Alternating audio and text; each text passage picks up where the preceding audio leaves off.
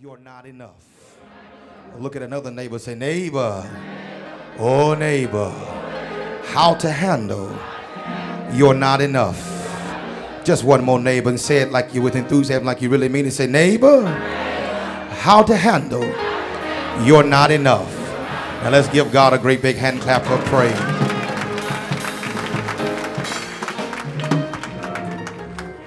My brothers and my sisters, we live in a time where things are seemingly getting scarce. Times are difficult. We live in unprecedented times. When you look at our economy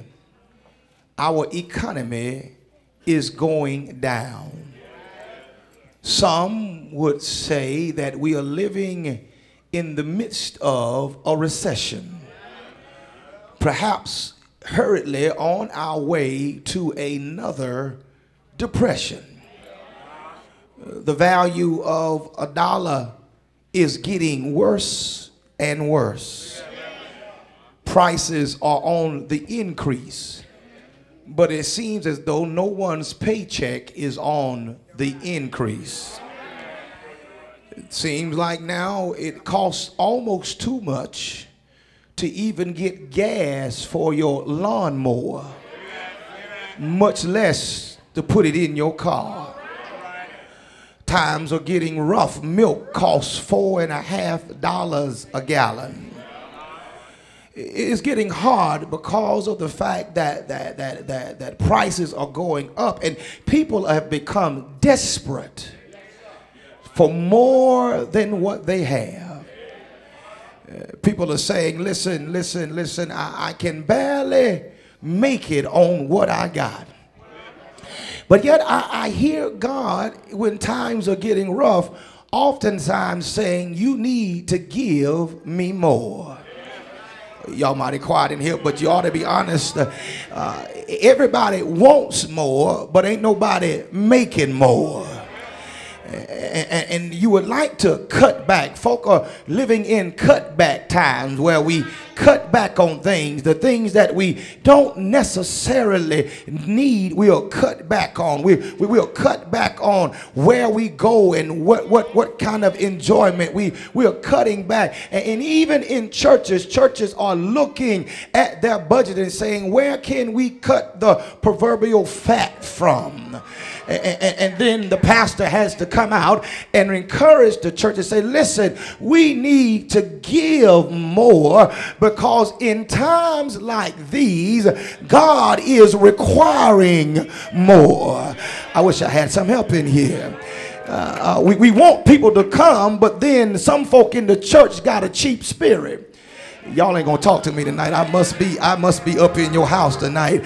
Yeah, we want folk to come, but we don't want to offer them anything from the ministry. And we're living in times where people are even saying, now let's just cut back on the services that we offer. But yet God is still saying, give them more.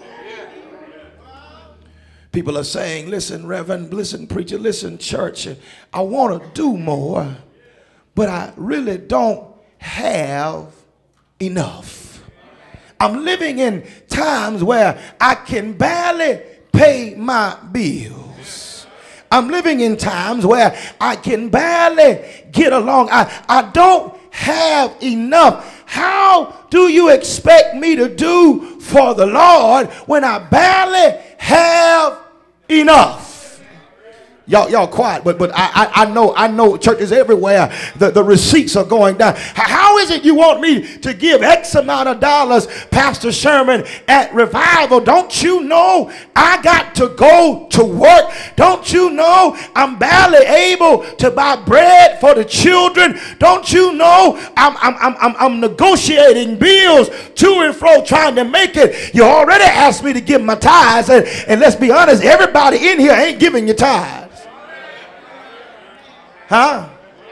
Because if you were giving your tithes, you'd have, y'all mighty quiet in here, you'd have enough. But even sometimes when you give your tithes, it seems like there are more things that are asking of you than what you may think you may have. I just want to talk to somebody. I really came to be real.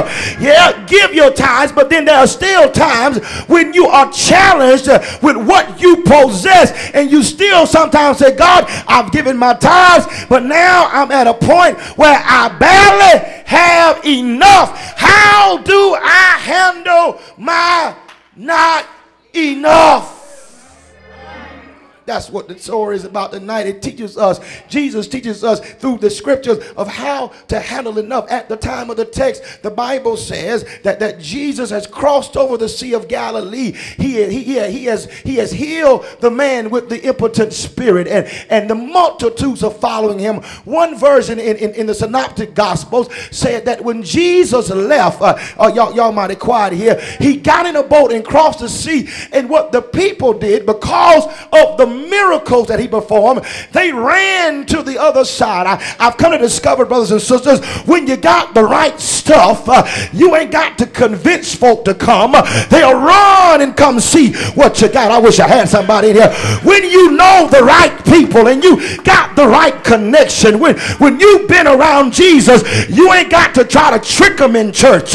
You ain't got to fry chicken them in church. Y'all mighty quiet. You ain't got to have your pretty baby pageants and bring them in church. If you got the right stuff, wherever Jesus is, can I get a witness in here? Folk will come running. The Bible says that they followed him because they saw the miracles that he did. And I need to park here for a minute and let somebody know you are a miracle. And every now and